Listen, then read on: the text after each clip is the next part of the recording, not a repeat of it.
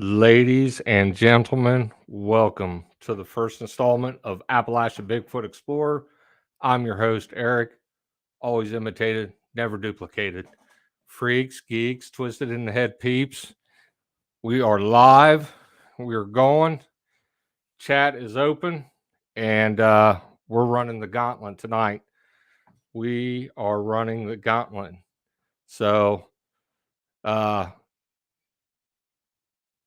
yeah, this one tonight is going to be crazy, crazy, crazy. We're gonna run. We're gonna run down the rabbit hole. We're gonna go deep. So I hope you guys are really prepared for this. Uh, I don't even know where to go except for to just really jump into it. I've got my longtime friend with me here tonight, Kain Michael, and I'm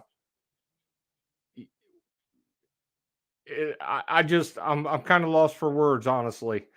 Um, it's going to be very exciting, guys. Very exciting. So I hope you guys enjoy it. I really do. And without further ado, I'm gonna throw Kain in here, and we're gonna get this started. We're gonna get it cracking. So, Mr. Kain, buddy, friend, pal, how are you, brother? Good. It feels like I just seen you a couple hours ago. Yeah, buddy. For a lot of you that don't know, Kain and I work together. We've worked together for many years. We've been friends for many years, and yeah, we jumped in this together. So, and it's been a very exciting ride for me to have my closest friend with me along the way. So, not many people have that, but yeah, we were talking earlier, and well, let me back up a little bit. The last probably year, I have been changing my way of thinking and my thought process. I wasn't really I wasn't really like going down, and I really wish we could find a word other than woo, because I'm not a fan of woo. But that's the only word I know how to use or what to use. So I really wasn't going that way. But even with some of the experiences that you and I have had along the way, along this journey, I still wasn't I still wasn't going that way, and I wasn't ready to go that way.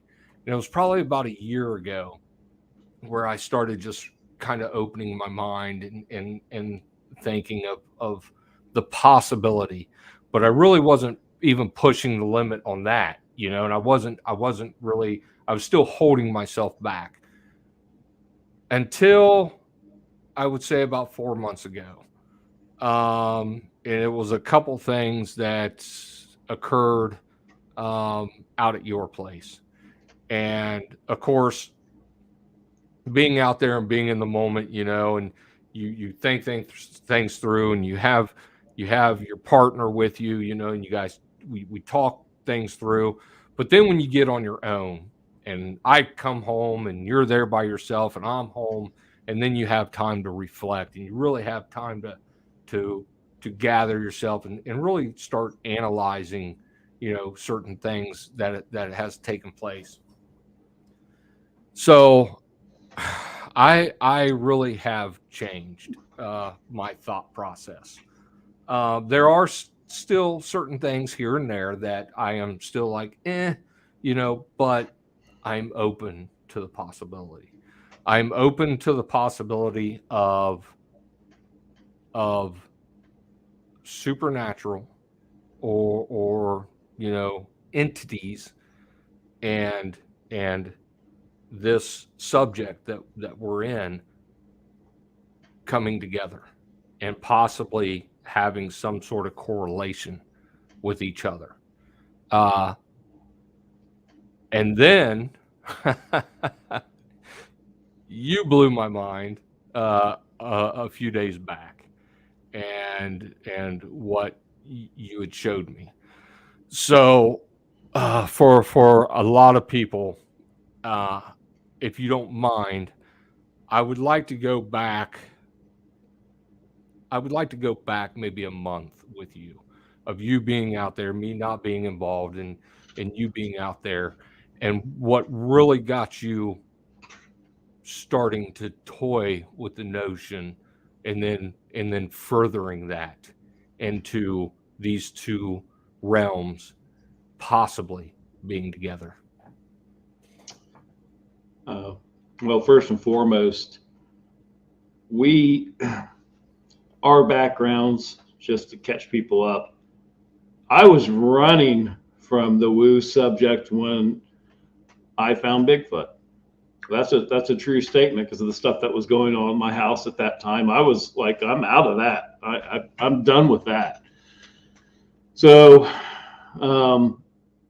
that wasn't my intent whatsoever. I'm with you. I'm still on the fence on this. I really am. But as it's almost, when you first get into this subject, it has to be a hairy ape, because that's what makes sense. That's like, to me, that's the first step, and that's what you might present to someone that's new to the subject, that is new to the concept. You would probably present in a way of like, maybe there's a North American great ape. And I think that's maybe where a lot of us start there. That's certainly where I started. And that, the longer you do this, it's harder to explain that. And year after year after year, some of this that we're going to get into is just a testament of how much stuff we have tried, legitimately just tried, and it doesn't make, it's still not adding up. There's still issues with your equipment. There's issues with getting them on trail cam. And how much we've tried, and how it always seems like it's one step ahead of us. And that, to me, in my world and in my mind, that's a testament that something's not quite right here. So to go back about a month ago, where do you want to start? Well, I think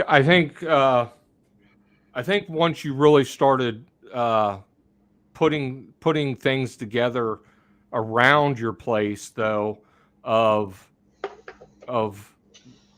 the tests and things that you were trying, we know that there is activity. We know that they are coming through your area.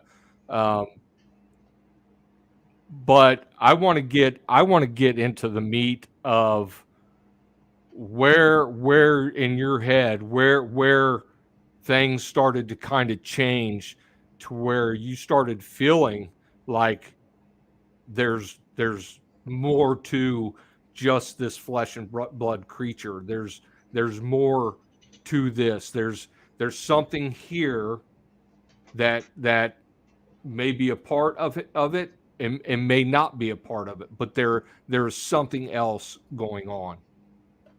Yeah, I think I've been a little more open to that subject than you, probably a little sooner. And a lot of this is how I've done this since I've lived here, is I kind of compartmentalize certain things, because we've experienced stuff here together that is absolutely paranormal, and we didn't attach the subject of Bigfoot to it. We're like, wow, we just saw a light up the front of the cabin. That was one scenario. We saw that together. Some of the lights I've seen out in the woods prior to this bleeding up, not really. I mean, I know all the lore. I know some of the Native American lore say, these things are lights and turn into. When I hear stuff like that, I put it on a shelf. That's and see where it goes. I don't put much stock in any of that, but I listen to it and it makes it. I swash it around my brain all the time. Right. Um, Obviously, for the people that I've been kind of following, there was two people that had what they claimed a sighting here off my deck. I was here. I was actually inside with someone else when they saw it. I did not see this thing. But that led into basically finding tracks that I've been here all these years and never looked in that ditch of the driveway. And that kind of opened up something this summer, as far as I'm concerned, is these things were using the washout of my driveway, the where the water goes down and washout. That's where we're starting to find all the prints. And that was one area I never really looked the whole time. I've always been deep in the woods or whatever. But then once we started seeing some regularity to it, then it was time to start set up some experiments. So one of the first things I did was on all these little places down my driveway, which is a very long driveway, and it's all wood lined, is I hung up threads across these trails at different heights. A lot of feedback from people when I first started. I probably had them here, and people were like, "Well, a buck or something walks through." So eventually, these threads got up to about 7 foot off the ground. That's about, I'm short, so it's about as high as I can get. And I'd monitor that, man. I would, every single day that I'm here, that's my routine now, as I go and check these threads. If there's a thread down, I go back in, and we start finding more prints, more impressions, more so than often it's impressions. There's not really cast, but something's moving through there. And then I start documenting, okay, there's like 5 locations here down the driveway, this one, and a random one down there. It seemed like every time there was a consistent one and then a random one. And even the timing it's really hard to peg when you're looking at your dates, which I do. I record everything about that, the size of the tracks, the dates that it's going through, and there's a lot of randomness to it. But when you look out, and that's where I pick your brain, and you kind of listen to this and you're like, well, you say it's random, but they're all coming from the same direction. You tied in the whole period of that I didn't really tie into, as the time frame was not midnight, wasn't 3 a.m. It was, what'd you say, between like 7 and 11. Yeah. Yeah. Mostly, I was too close to this. I did not catch that, but he did. You did. And you brought that into the picture for me to start thinking about. And then it was just starting like every possible thing you can think of to catch something on a trail camera or a time-lapse camera I ended up purchasing. And I know a lot of people, as soon as you say trail camera, they're going to say, oh, that doesn't work.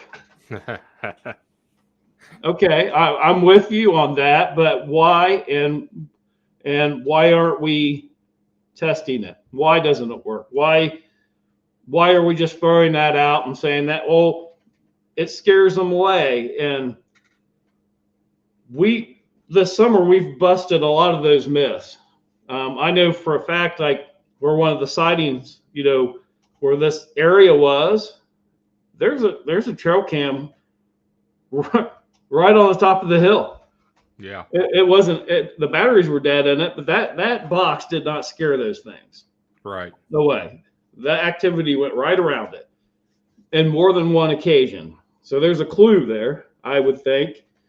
They know when it's on and when it's off, but somehow there's an uncanny ability to outsmart you. Yeah. And through my site, we started approaching it like, okay, maybe they see the IR light, but what realm? Maybe if we can modify our camera, the IR light using films and stuff like that, maybe there is a medium there that we can hit, still have camera function, that they can't detect, and we open up a door and be like, okay, here's how you do it. Right. Right.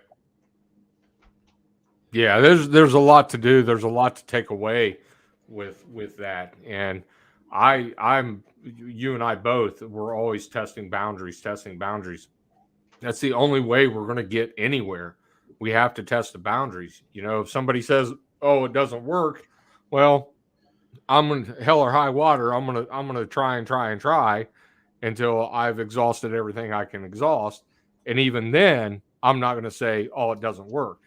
Right. And that's the great thing about being in a tight knit community like we are.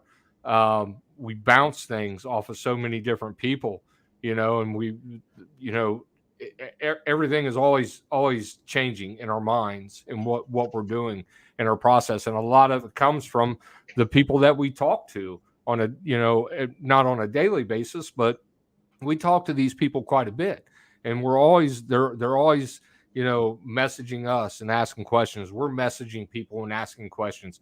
So that's one thing that has to stay open, is that communication line between all of us researchers. That's the only way that we're going to keep evolving in what we're doing as researchers. So the trail cams, I like I say, and we've ran the gambit.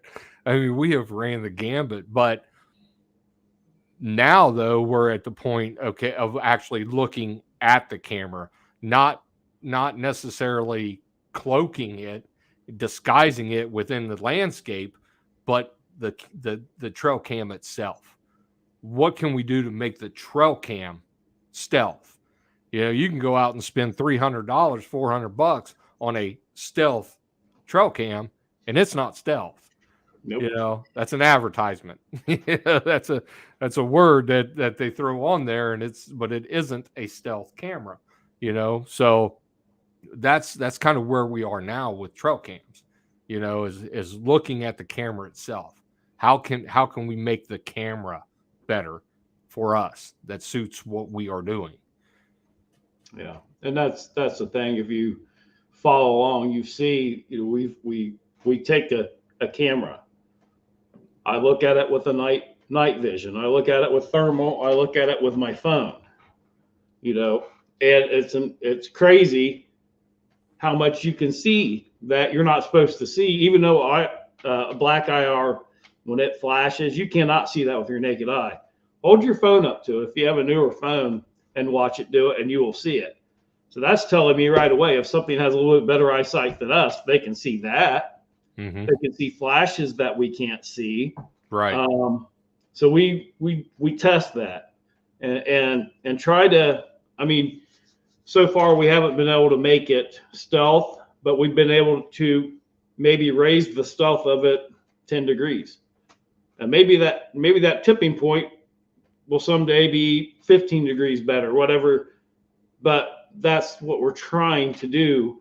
We're not just throwing that out of the mix just because it hasn't worked. And I feel like you've hung on to that a long time.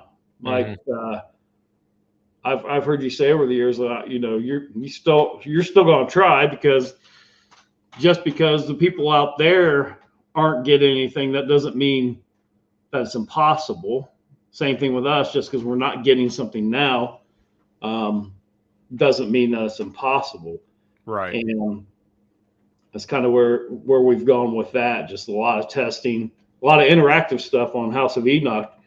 I mean, I've got on average about 40 messages a week, sometimes more. And it's people.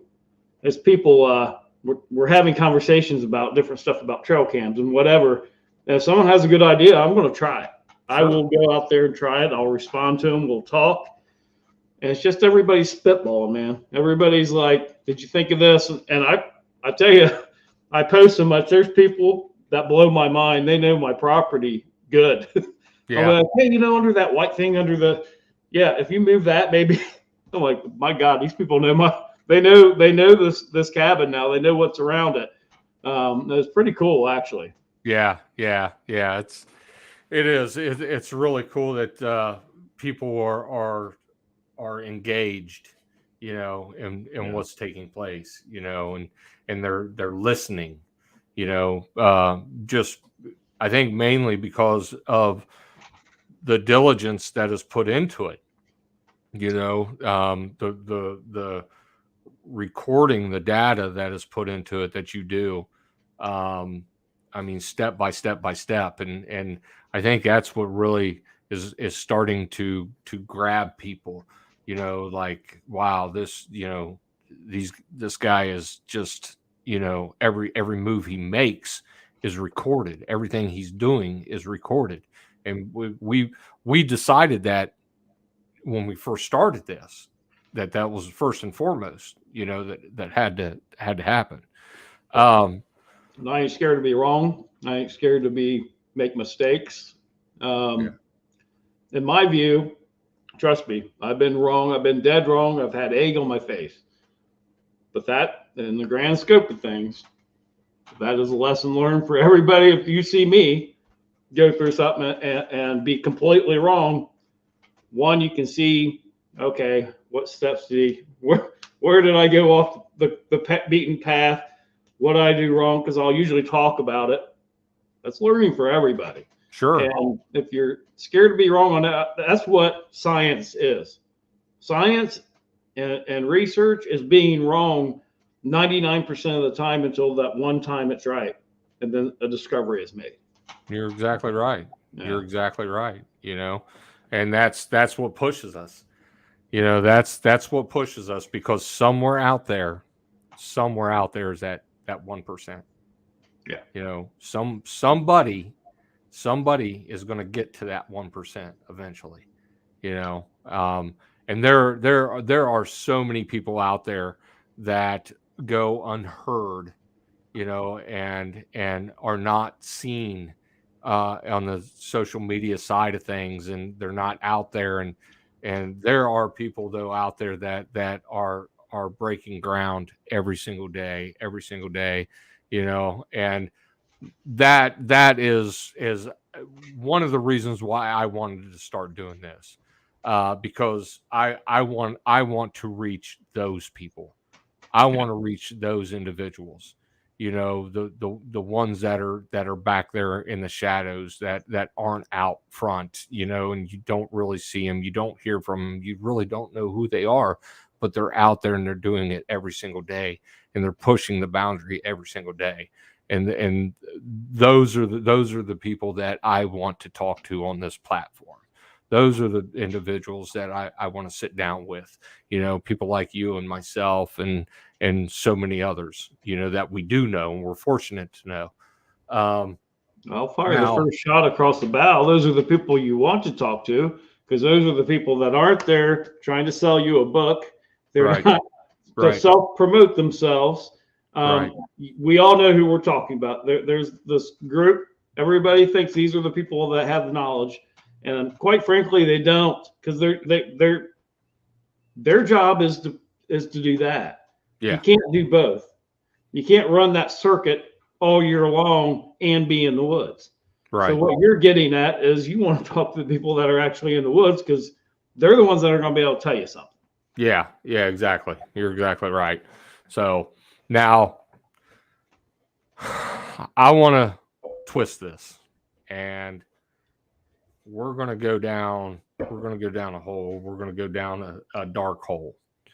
And it's something that you and I share.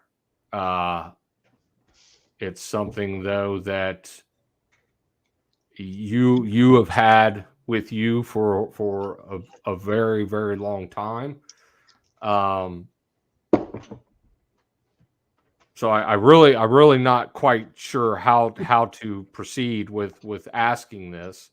Even as I mean, I've known you for a very long time, but when I said earlier that there's something else out there, I believe, and I think you believe, that it was captured. Is that correct? I think there's a very good possibility it's been captured a few occasions. Yeah. That's where my mind's at. Willing to kind of walk you through that. But this last time is probably what you're talking about. Yeah. Yeah. So part of our experimentation, one thing I'm really big on right now is I'm using a time-lapse camera, and all it's doing is taking pictures. It's set up for every 3 seconds. Todd and I went through it. It's actually, we counted, it's every 5, even though it's supposed to be every 3. It's okay. That's why you get a professional in there who's telling you, like, actually it's 5, but okay. But what I did is I turned out all the lights on it. There's no help. This is just like a camera with no flash, no IR, nothing, and all it's doing is taking pictures. Well, obviously you cannot capture that in total darkness. You're not going to get pictures. So what I did was I used my cabin, front and back, with solar lights that have always been there as a backdrop. So you got this backdrop. So this camera can be in the dark, just taking pictures. And my hope was you would get some kind of silhouette or anything to go across to where you might not get the picture you want, but at least you got something to talk about on your camera, because everything else has failed. Right. Everything else we've tried has failed. So finally, I mean, this has been going on for a while now. That's there's time-lapse cameras taking one picture at a time. Cut of strings it together. We were talking thousands of pictures, thousands and thousands, going through, clicking. And right. Finally, there's one like, that's unusual. that's a little hard to explain. And so we were, obviously, everyone is kind of on the frame of mind that, you might have captured a Bigfoot. I don't know if this will show up on there well, but this is the picture we're referencing. Try different light settings. So the big thing about this picture that I'm talking about is, if you look at the before and after shots, it's blocking out the door. Camera stationary the whole time, just taking pictures, and this appears to be blocking out the door. That's what caught my eye. So when I'm going over thousands of photos, I'm looking for something like that. I know, I make mental notes. There's a window, there's the door, and I'm going through, and somehow that one picture out of thousands, that was in there. But is it a Bigfoot? And this might be where we start going down the rabbit hole that will probably make some people uncomfortable. But we're here to talk about everything. Yeah. And you can't talk about everything unless you have everything on the table. I think that would be fair enough, right? Right. I agree. So through the sightings that I've had, most of the they've never been very good. It's always been black. Black is black is black. That's one thing I've always made a mental note of. I saw the 2 that were running almost like they were floating. I mean, very, very, very, very unusual.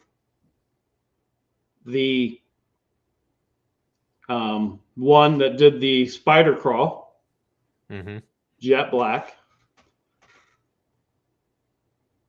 Those are the 2 biggest things I've seen, but I also have captured. I captured on video dark, jet black figure. This, a black figure. In Tennessee, a black figure. And if you start looking at all of them, they kind of look the same. So we are getting into an area where I'm not saying it is, I'm saying be open-minded, but I think I first heard about this probably before 2011, because 2011 is when we really started getting into this. Yeah. So it was a little, I know the first time I heard about it, but I had someone tell me that I had a ancestral curse, and this curse is like an attachment. Not that I did to myself, but something that I carry. And I'm like, okay, listen to that. I've heard it 2 other times, 2 other people throughout the last, let's say, good 20 years. So that, with people, I get people at challenge. You start talking about stuff like this, everybody starts getting uncomfortable. Yeah. You got people, it challenges their the biblical beliefs and stuff like that. Well, first and foremost, ancestral curses are mentioned in the Bible several times. They're in there. Now, obviously, the Bible gives us, through Jesus Christ, you can get rid of this stuff. That's kind of where every biblical reference takes you there. Right. So don't tune out just because we start talking about this. There's also esoteric knowledge, and esoteric teachings are, I guess the best way to describe it is, Sumerian language came out 3100 BCE, first written language. The Old Testament, they feel, was written 1200 to 165 BCE. And then, of course, the New Testament, AD, Anno Domini, would have been around for roughly 2022 years at this point. But that's not where mankind started. So esoteric knowledge says basically that there's different ages. So if you want to put this in, like right now, you would probably say this realm, we're in the age of Jesus. This Christianity is one of the newest religions. If you go before that, the Buddha, and even before that probably would be Hinduism, which is about, I think, started 2300 BC.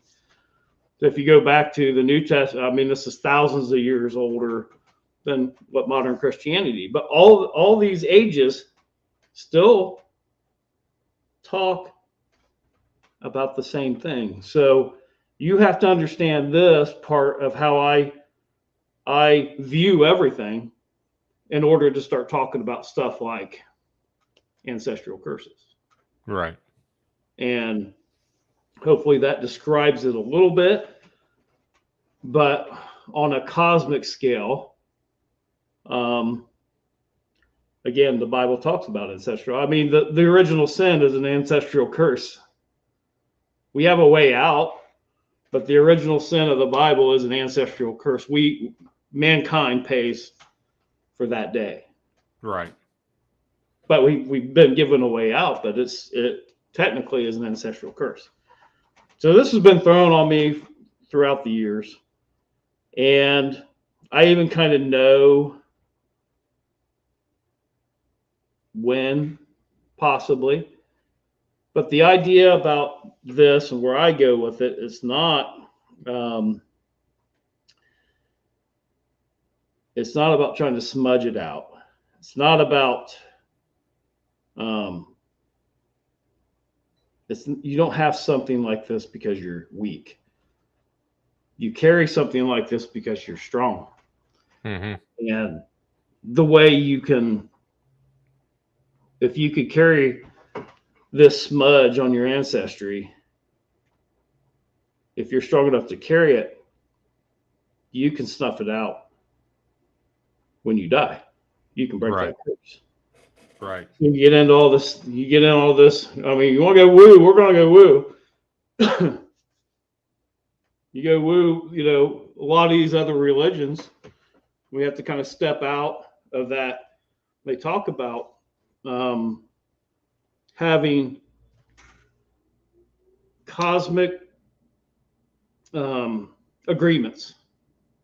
You know, there's a lot of things that talk about reincarnation, Right. your family's ancestry. That you go, you're here. We're all here. Basically, there's 22 ascended masters. You get outside. That's is like, okay, the Christ, an ascended master. The Buddha is ascended master. The Navad Manu is ascended master. Guinevere, Celtic, is an ascended master. We're all striving to become Christ-like or Buddha-like or ascend our spirit. And we go to this realm to learn the lessons that we have. And you can make this cosmic agreement before you come here and say, this family line, I'm gonna take it. I'm gonna carry it. And I'm gonna snuff it out. And I know you mentioned before about your name. Yeah. Your name's Yeah. Tipton. Yeah. Got some dark throughout history. Yeah. And that turned our conversation into how you feel what Kain, the name Kain. Right.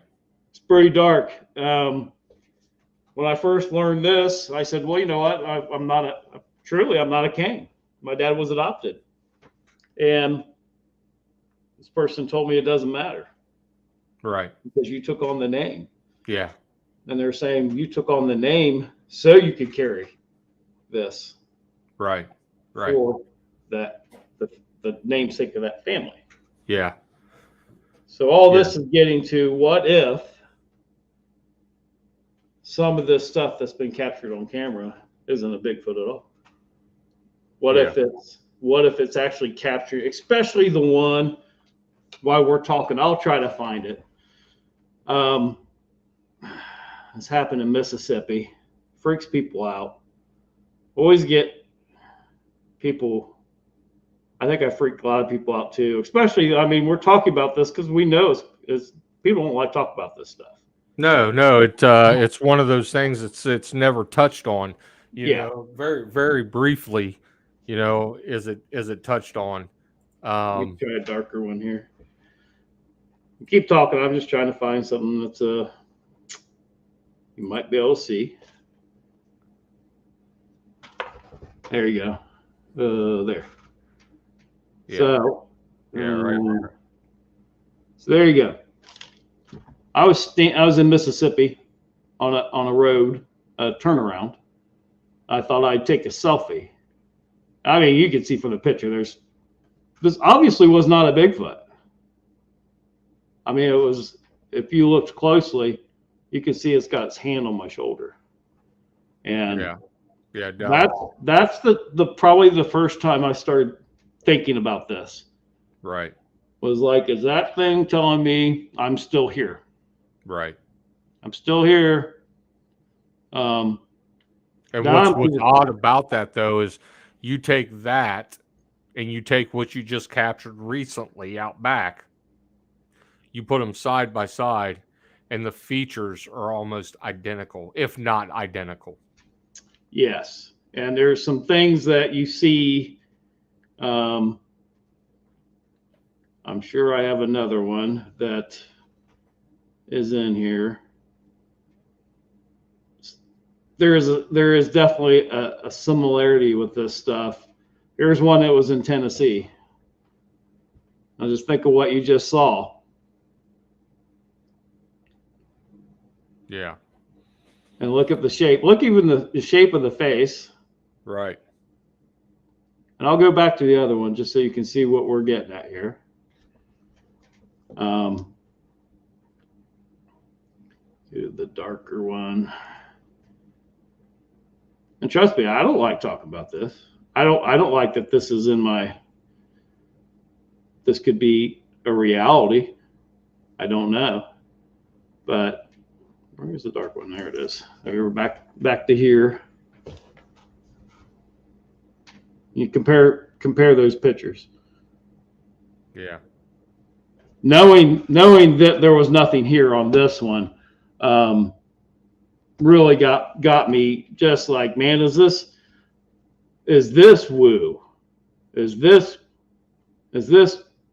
outside of being in the realm of Bigfoot? Are we actually recording something else? Yeah. And that's And I don't want people to get things miscued or anything. That there is activity out there, around your place that is what we believe to be the subject at hand. We have the evidence for that. We know this, so I don't want people to think, okay, well, then it's not Bigfoot. It's, it's this entity or whatever. No, that's not what we're saying at all. What we're saying is now there is the possibility that Kain has been able to bring to the forefront what he has been carrying around with him for so many, many, many years, and it's starting to change certain thoughts in the way that we go about things now. There's not just the one thing now. It's not just the subject at hand now. Now there's two things that we have to pay attention to, two things that we have to recognize.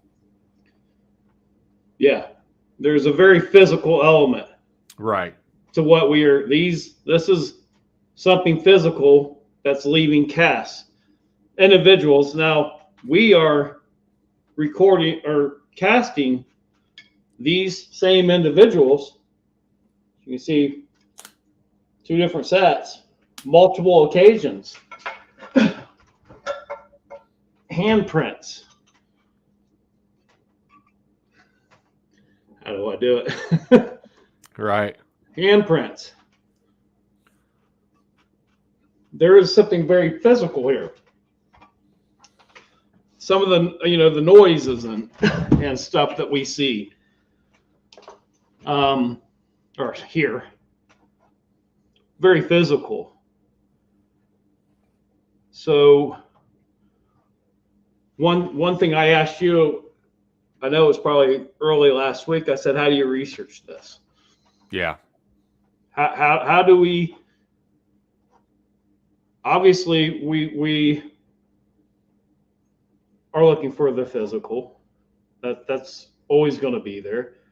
But there's something like this, then how do you go? You get the ghost hunting equipment out. And again, this is an area I got out of because I didn't like where it took me. Right. And then there's a part of me that says, did it ever leave me? Right. And you and I journeyed down this path together, briefly. It was very short-lived because of things that started taking place, and it started bringing things.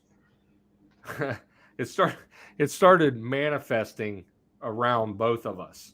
We both were dealing with it in two different ways. Basically, mine comes from my name, the Tipton name, and the Tipton going back in history and the lineage of the Tiptons. They were very dark, very evil, very just it was bad. It was very bad. Um, and it's but and my aunt was the one that told me, a while back that, I am now the Tipton, the male, the Tipton that carries this, and that the plague, and she called it the plague of the Tipton curse. It's basically a curse, but it was an entity. It is an entity, and I carry it with me all the time. But to your point, it's not to extinguish it. It's not my place to extinguish it. It's my place to carry it. Mm-hmm. And the only way that I can extinguish it is my last breath, when I'm put in the ground, and then it dies with me. And that's the only way to extinguish it, as you were saying. So, but we traveled down this road together. Carry onto your next generation, then you have to carry it. And it is, let me ask you this: is it a weight that you have that you carry all the time, like a weight? That's how yeah, there's definitely. a weight. Definitely. Yeah. And it's a struggle. And I've been very open with this. It was one of the reasons why I was saved, a few years back, but I knew that it wasn't me being saved wasn't going to get it away from me or anything like that. That was just what I needed for me. But mine is more playing on who I am as a person, and things that play around. I don't want to say upstairs and make it sound like I'm crazy, but there's different styles, there's different entities out there that people carry. And mine pushed me to the very edge. Mine put me right there on the edge. And I get it now. I understand what my purpose is with it. So putting this though in this realm, in the realm that we're in, the Bigfoot realm, it opens up a lot of conversation. I think it opens up. I think we need to be more open and talk about this more within the community of these things being out there, and possibly being hand in hand with each other. Not necessarily, with what you have that you're carrying, what I have with what I am carrying, and so many others are going through the same thing. But what is it? What is it through history that puts these two almost in the same conversation? Somewhere it always comes together around a fire, around just topic conversation. For some reason, these two things always come together at some certain point in a conversation. They always meet. It may be very briefly, or it could be an hour conversation, but they always come together. There's something there. There's something. It's also the same thing. You start talking about people that are into this subject. I would say 75% of them have had a ghost encounter. Mm-hmm.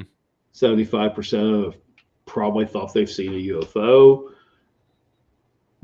I think there's a mass of people that it's like flies to a bug light. It's too much. That now there'll be people like, yeah, you're all crazy. Right. I'm beyond that. Right. I know what I've experienced in my life. I know I can't hardly talk about. I know that when my sister passed away when I was 16, I had my serious experience at that time that gave me PTSD for a long time. Yeah. That's what triggered me that experience was so strong to me that from that point on, I knew not everything is what it seems, because I lived through that as part of me now. And that's what made me open to the subject of Sasquatch. That's what made me open to the subject of ghosts, everything. And to talk about this with people, it's hard because you're challenging their belief system. That people read the Bible, and we're not challenging that at all. No. I'm actually saying this is the age we are in. Christ, this is the age of Christ. Right. The only thing I'm saying is, if you are open enough, mankind has been here hundreds of thousands of years before Christianity. Right. When a good way to look at perspective is, with ancient Sumerian started 3100 BCE, and you look through the table, the time of Moses, when he looked upon the pyramids were over 1,000 years old. They were just as ancient and mysterious to him as they are to us today. That's how long mankind goes back. Right. And when you look at the big picture, their teachings of that time, especially between Hinduism and Buddhism, it's the same. It gets you to the same place. It's about enlightenment. It's about good, and it's also very much a regional thing. Like for several years, I dated a girl from Pakistan. Beautiful girl, beautiful heart, beautiful spirit. She was a Muslim, so by dating her, I kind of had to read in. I read the Quran, read the teachings of Muhammad, just so I can kind of relate, and they take that religion so serious. Oh yeah. It's more of a lifestyle for them than it is for us.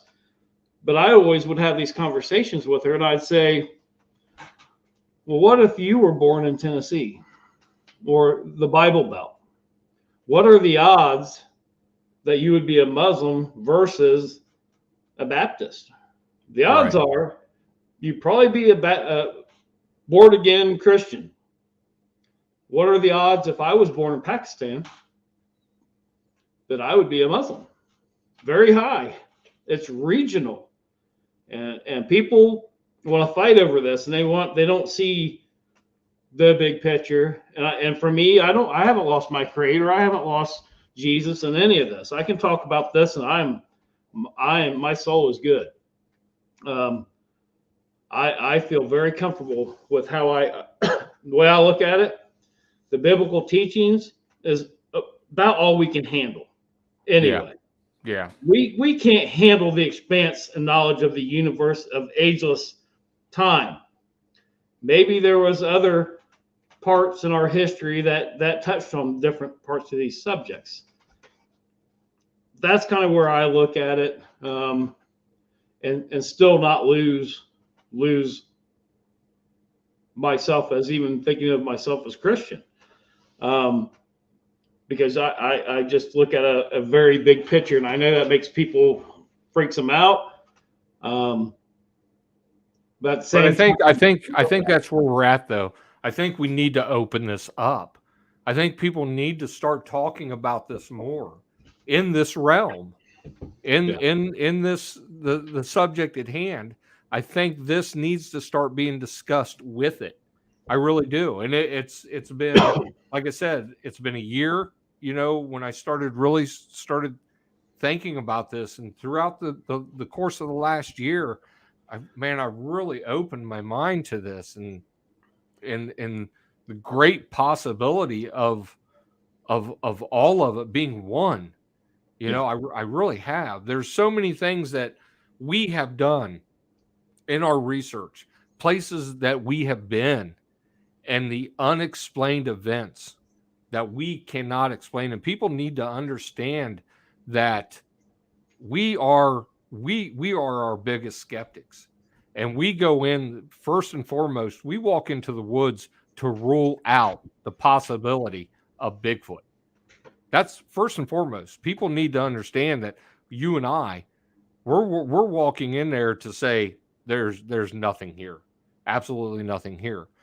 But there's been time and time and time again that we've walked into an area, into the mountains, into the woods, and we've had something spiritual happen while we were there. And we've been able to rule out everything. Everything else was ruled out. Even Bigfoot, even the subject was ruled out. And we walked away with spiritual, something.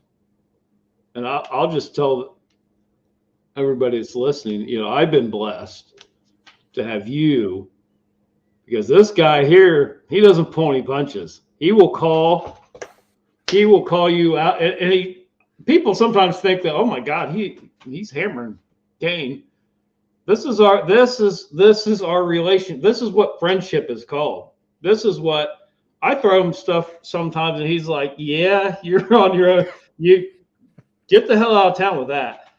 You need that, though. That's the thing that people, we can walk away from this subject today. We're going to be friends the rest of our life.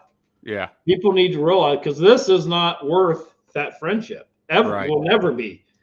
But you need that guy that says, hold on, I'm calling your bullshit. Yeah. Are you man enough to take it? Because if you are, you're going to learn. You're going to learn about yourself and be like, yeah, I handled that wrong. I went about this all wrong. I'm hitting at this, but at the same time, I could do that to him and be like, no, you're not rolling this out. You saw the same freaking light I saw in front of the cabin. You're not tuning this out. We both saw it. We both experienced it. Deal with it. Deal with it. And to be honest with everyone, if we used to hide this, and I know personally I have, if I would have just been forthright throughout the entire time I've been doing this type of research, House of Enoch would be completely different, because I'm always worried about my reputation. I'm always worried about keeping it scientific, credibility. And then I probably right around the time I did the Sasquatch Triangle Project, I threw it out there like, you know what? No, if we don't talk about these things, we are doing a disservice to the subject. Yeah. I agree 100%. I truly do. What do you think about, like, when we were in Wayne National and we heard the trumpets of God? Yeah. I mean, earth-shattering, no explanation. I mean, it sounded like the trumpets of God. And everything was exhausted. I mean, to lay it out for the people watching. We go all day hiking, all day, and you're hearing just normal wood talk. You're hearing the normal sounds of the animals and everything that nature has in the woods. It's an ordinary day, and then out of nowhere you get this sound that the only way to explain it is if you were able to hear the trumpets of heaven just blast. And it was like it exhausted. Everything was pulled out. Everything was pulled out of the woods when it went off. I mean, even from us, and it was real, and it was real because there was vibration to it. It was, for one, we both heard it, and for two, there was vibration. There was vibration in the ground. There was vibration in us, and then it stopped, and everything was silent. And I thought it was the end of the world. Yeah, I really did. That first thought in my mind was like, it's the end of the world and I'm not getting raptured. yeah, you're right. or So whatever. But that's where until things calm down. But I thought, well, this is it. This is a meteor's hitting something. We're about to die. right, Is what I right. thought. But I think what really truly helps us is because we have touched on a lot of things throughout the course of this and throughout the course of our lives. Before we even met, so many years ago, we had things that we were dealing with in our personal lives that we were dealing with, and then we met and we ran through the spiritual side of things. We ran through the you know the ghost side of things and the spiritual, and all of that, and then into this. And I think that helped us. I truly believe that helped us. For the longest time, obviously, we're in this for a long time, and it's Bigfoot, Bigfoot, Bigfoot, Bigfoot. So that's, for the longest time, we had Bigfoot on our mind, and we got, I guess, complacent of what we had learned and what we had happened to us throughout the whole course of our lives up to now, and up to just recently. And then it all just came right back, and pow, here it is again. It When I almost told everything almost went full circle for us. when I told you about, because this was pretty recent, I threw this on you about the ancestral curse thing. Because to just recently, he had never heard this. I've kept Right. this to myself for 20 years and ongoing. And he looked like he seen a ghost. He really did. He was like, I think he said, wow, because Yeah. he had heard the same thing. And there is that word that we like to, when just things come together, it's, if you don't talk about it, no one knows. And that's kind of like, if you don't open up to things out there, then no one's going to open up to you. No, because everybody's scared of what people are going to think of you. Or I'm truly now beyond the part of research, and like, I do think, I'm strong enough to admit that I think when I first got into this, I thought, I'm going to make a name for myself. Me and you, we're going to do this. And because I've seen it repeated so many times now with other people when they first started out, and we're like, we're going to be the team. We're out Yeah. here. We're in the woods. Everybody else that's been there is like, yeah, good luck. Hopefully, but I'm rooting for you. And part of this thing that we're talking about, this weight, it's not so much a curse, it's, can you carry it? Are you strong enough to carry this? And that's kind of like the bet we threw on the table is like, yeah, I can. I know I can. I know you can. And I know we're going to, but there's things. I think it's also important to talk about, how do you lift that weight? If people have this, I'm going to tell you, I live by this now, is how do you lift that weight? When you have the weight of the world on your shoulders, how do you lift that weight? And that is, you give freely. And part of it, like, my situation with my family, I dole out at least $75 a week. But that's a responsibility. Okay, that's as being, I am now the patriarch of the Kain family. I'm the oldest living member. So what I do weekly, that's the responsibility. And I could easily tell myself, sorry, pal, I see you standing here on the corner every week. But I'm already giving $75 a week or more or a little less. But I'm going to tell you, that helps. But when you give beyond that, and you don't judge that guy, I started doing this over a year ago, I give guys a homeless guy money. I know where he's at. I know he's got himself here. And sometimes I roll down the window and be like, man, you know, you got people at home that love you. And I give them money. And everybody says, no, you don't do that. You don't. Try it.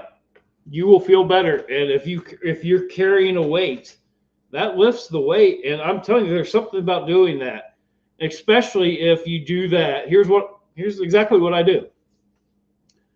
Whenever I do that, I just get the compulsion. I'm like, you know what? I give somebody some money. As I'm driving away, I say a prayer.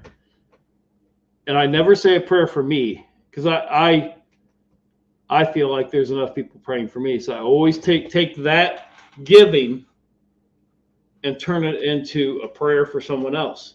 Maybe it's that guy. Maybe it's someone in my family. Maybe it's something. I'm telling you right now, that has power. You will see that.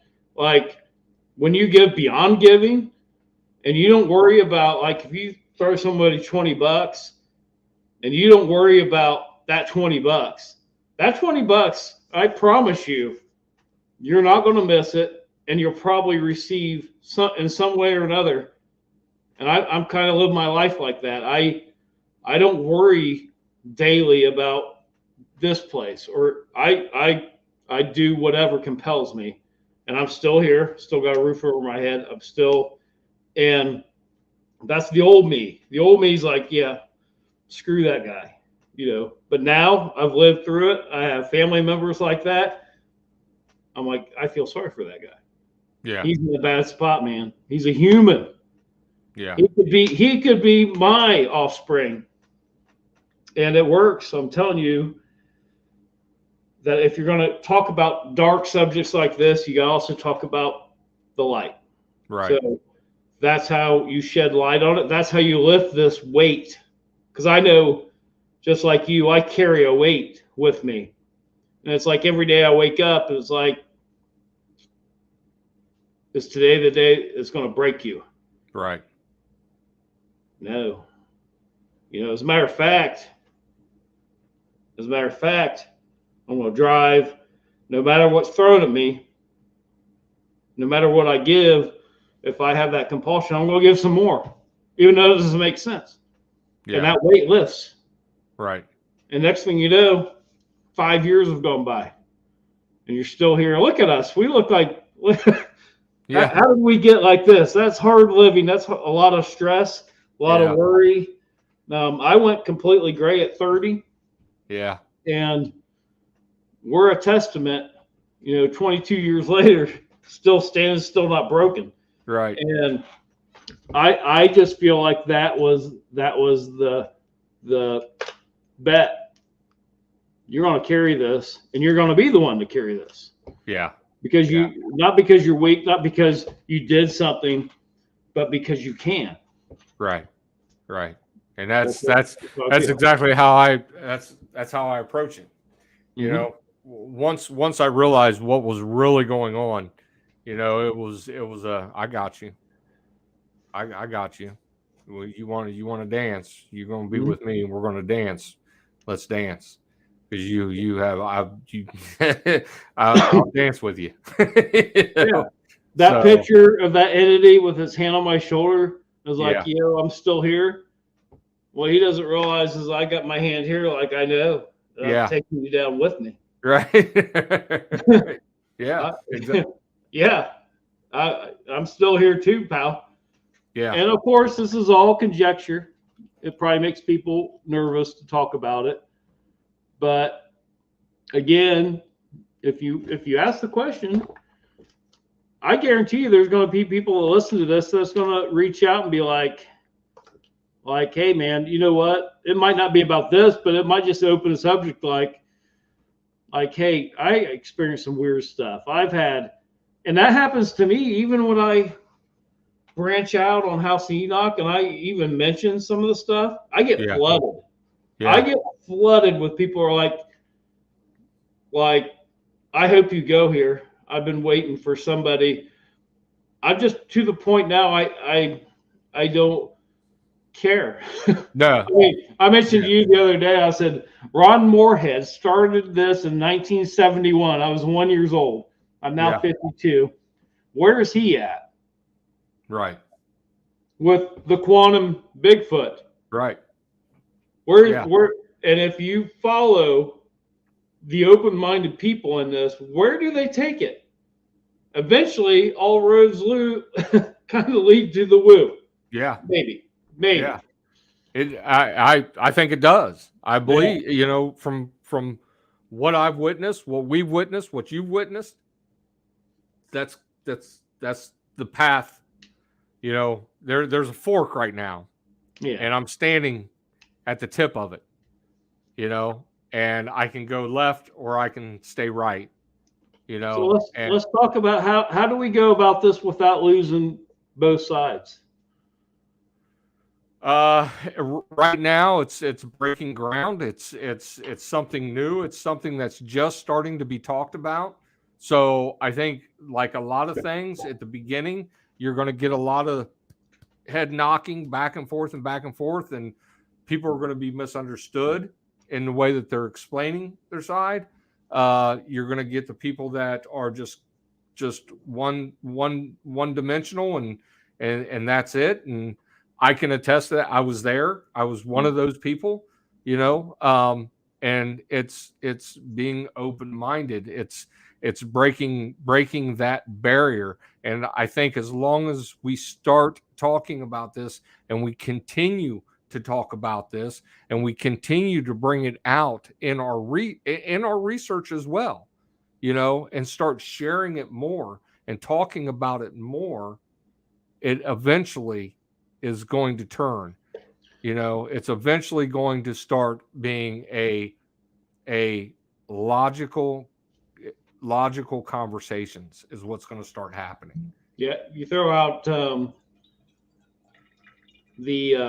Skinwalker Ranch, because I remember I threw this out there, and you're like, "What do you mean?" Yeah, you're like, "Where are you going with this?" Yeah, I'm like, "I'm not saying this is Skinwalker Ranch. I'm saying they have Bigfoot activity. They have lights. They have unexplained phenomena on a whole other level." To the point that the government spent billions of dollars and went, yeah. So that's when I posed the question: How do we research this? And in my mind is we don't change anything. We still look for the physical, but maybe we're just like right now, no one knows, but all night I've got audio going outside. I've got my EMF detector outside, right beside the audio. Nothing's gone off. Nothing's a normal night. But if something happens, then we're actually doing a test right now here live. Yeah. And what I'm going to do, this will be up in my bedroom. And I've got it out in my screened-in area, the other part. And there'll be just an audio recorder there. And if anything happens, I'll hear it. And I can at least turn the audio on and start catching some of that.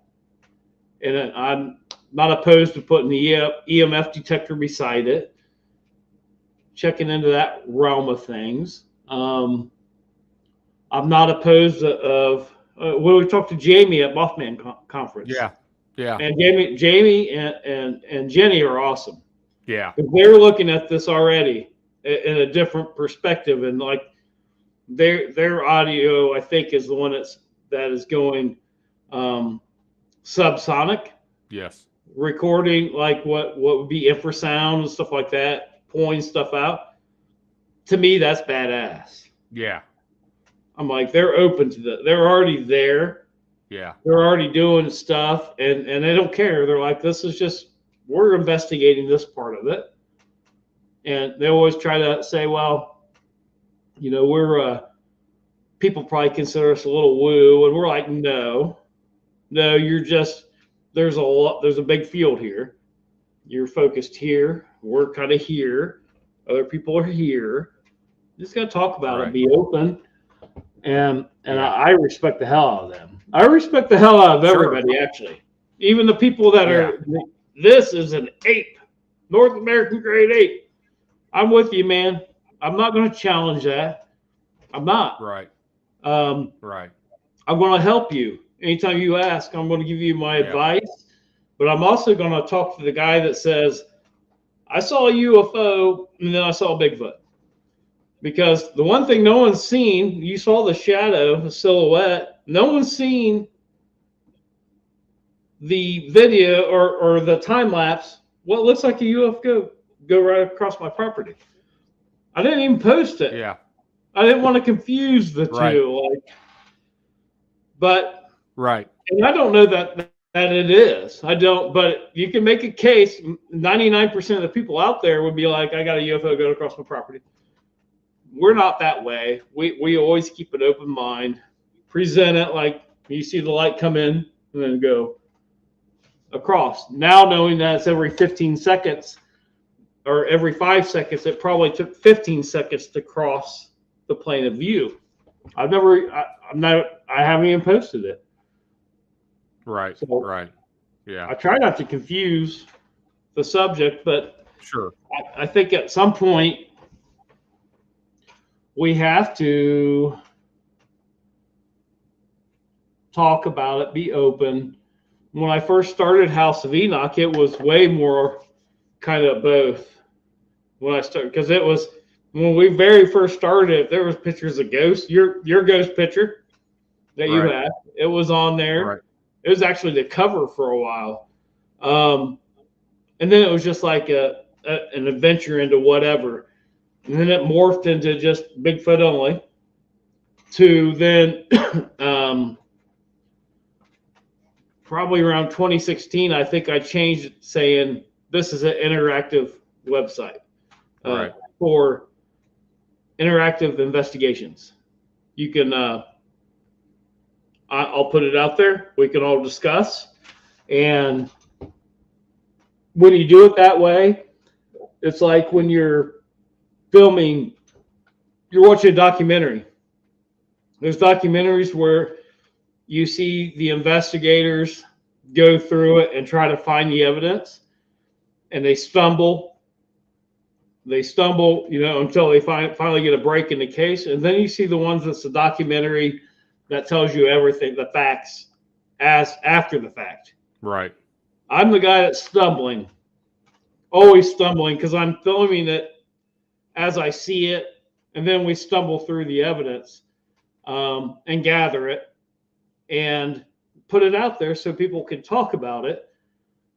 So whenever I pose the question, it might be weeks later before we kind of resolve it. But that's how I'm built. That's what I like to do. And there's times, again, I'll say it again, man. There's times I'm wrong, totally wrong. And then there's times where I hope that when people see it, they're like, this guy's brave enough to say, yeah, he screwed a pooch on this. This guy's brave enough to say that he left a trail cam out in the woods for 6 months and didn't hit the little SD card thing. Sitting out there, forgot to change the batteries. I mean, I'm not scared to post that stuff because it's dumb stuff that we do, that we kick ourselves in the butt. We've done that. We've been there. Like, we're like, oh my God, we let this sit out there for 6 months and didn't check the battery. Whatever it is. Forgot the SD card. And we had one area, we set everything up. We were trying out new things. We got everything set up, man. We were proud of it, this and that. We leave. I think we were going for like a month. And we come back, and the place looked like it just was something just laid waste to the whole area. Just threw a complete fit. Things were ripped down. Trail cam 10 feet away, stomped, crushed, things missing that we had also left that were completely gone.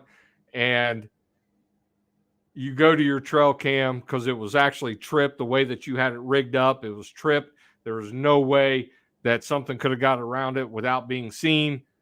And I hear behind me, you got to be effing kidding me. And I turn around, and you got your trail cam, the door open on it, and there's no SD card. And You probably got that West Side.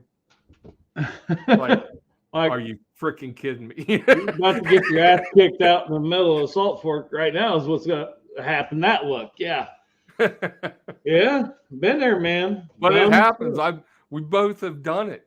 You know, lock your SD card, put it Yeah. in lock mode, and then put it in the trail cam and walk away. Yeah, we're Why good. would you ever have that? Why would you ever have that function? Yeah. You know, my dad told me when I was little, and I'll never forget this. On our back porch, we had high voltage going into the house. And I don't know, I was screwing around doing something, and he's like, "Oh, don't you ever, ever touch that." I'm like, okay. As he's walking away, I'm like, I've got to touch it. I didn't know why. Yeah. Don't do that, man. don't ever put that out there for me, because I will touch it every time. Same thing. Why do you put? Why would you ever want to turn off your SD card? Yeah.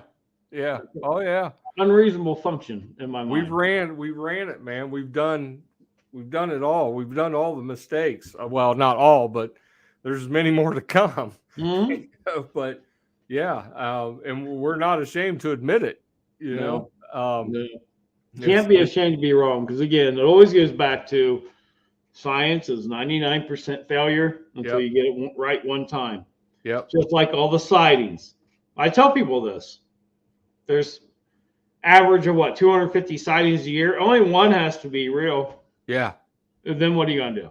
Yeah, exactly. Year after year after year after year. Only one has to be real. Right. Then what are you going to do with it? Well, how is that going to bust your bubble? Right. Especially for the very closed-minded person that is like, I can't go there. And sometimes it's religion, sometimes science, sometimes it's just logic. Like, dude, there's trail cams all over the world. We should get something. Get it, man. I understand. You're talking to the choir. I've been that guy. Right. I've got a whole pile of trail cams sitting over here that don't have anything on them. I get it. But I'm telling you, I can't deny what I've seen. Right. And it's but I think we are, though. I think you and I we're at that juncture. I really do. And I think it's an exciting time for you and I both. I believe that it's going to take us down. You know, it's a new chapter in our research and in us as well, and who we are. You know, I'm excited for it. I never in a million years would I ever think that I would be here. You know, but I am, and I look forward to it. I look forward to the possibilities of breaking new ground. But I also honestly believe that we, as a group, you know, in this, it's a very large, you know, platform. It's a very small knit. And I feel that we all need to really start talking more about it, you know, and go about our research and what we are doing, you know, day to day. Don't change anything. But when it presents itself, take it like we've done for so many years with just Bigfoot. We take it, we analyze it, we look at it, we learn from it, we adapt with it. You know, and that's what grows the possibilities of it coming together, basically.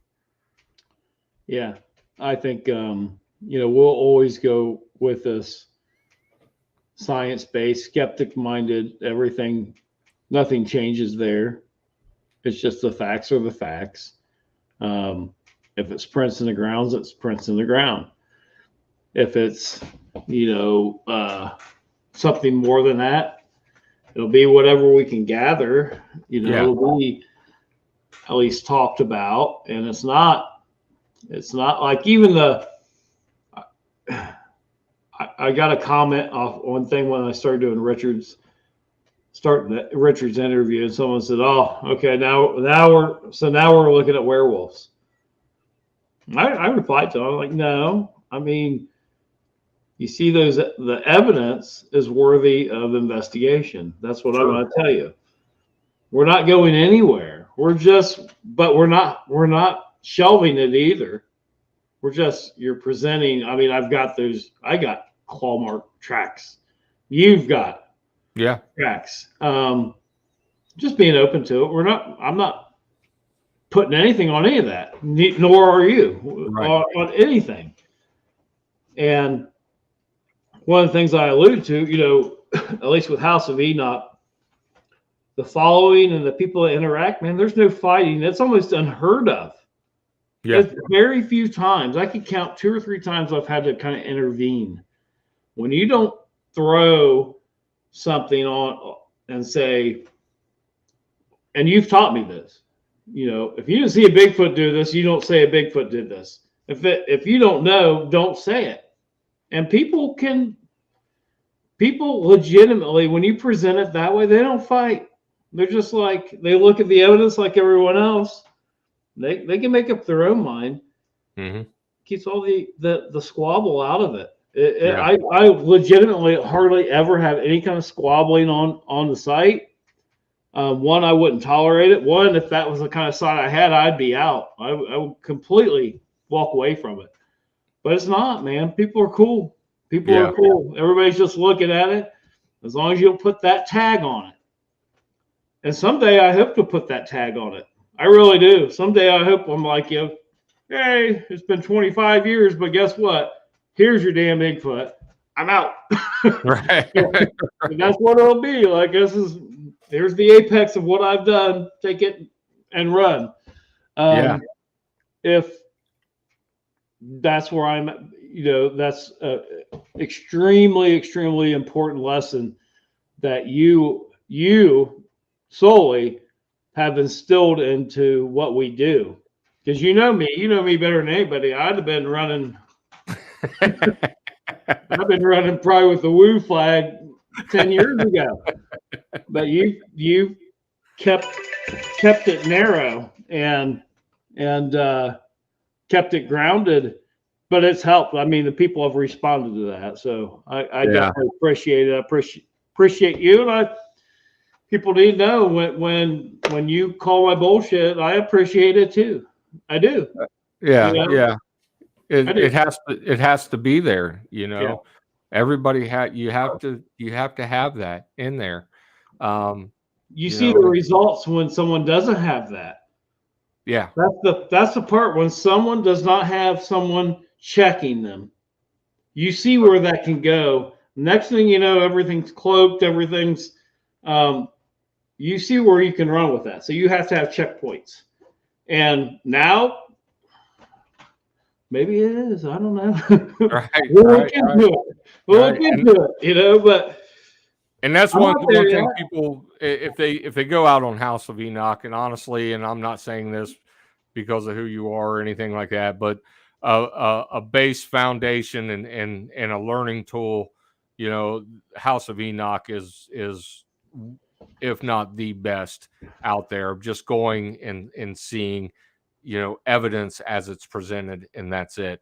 And that's, a lot of people need to understand that we're only going to speak about what we have witnessed, and even then we're not going to throw a stamp on it unless it's something that you and I have just really have presented everything there is to present with it, and say, here it is. This is what our belief is with it.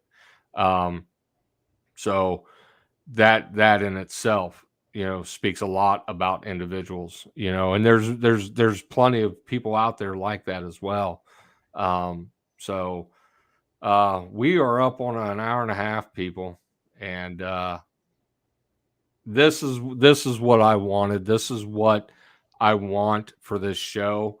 And doing this now and moving forward, you know, we talked about all kinds of stuff, and we Kain has let you guys into a side of him that a lot of you have never seen before, on a personal level. You know, these podcasts, you go on, you talk about your Bigfoot experiences, this and that, pal, and that's it. And that's all you really know of that person, you know, and that's what I'm wanting for this show. I'm wanting to really get in and do a deep dive on the individual, who they are as a person, their beliefs, non-beliefs, where they're at with the research, where it's taking them, you know, and just get down to the core of the individual themselves. And that's why I'm wanting to do this show. And it's going to be hard questions. There's going to be hard questions, you know, throughout the whole course of it. But that's where I believe we need to be heading.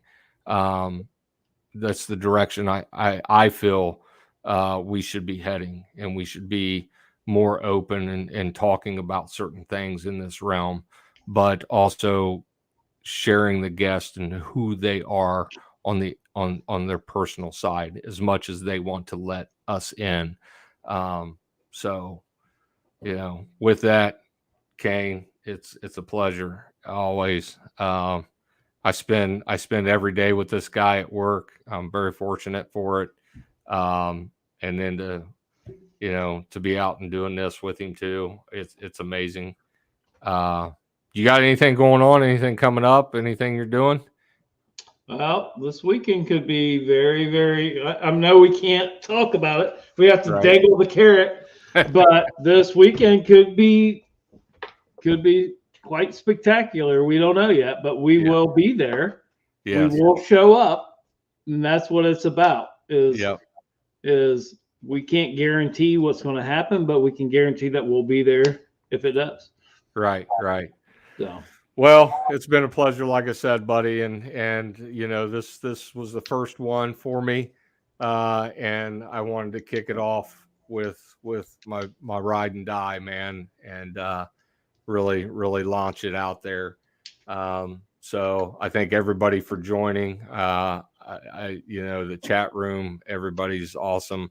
So, you know, until next time, guys, respect yourselves first and foremost. So we'll see you soon. Peace. See you guys.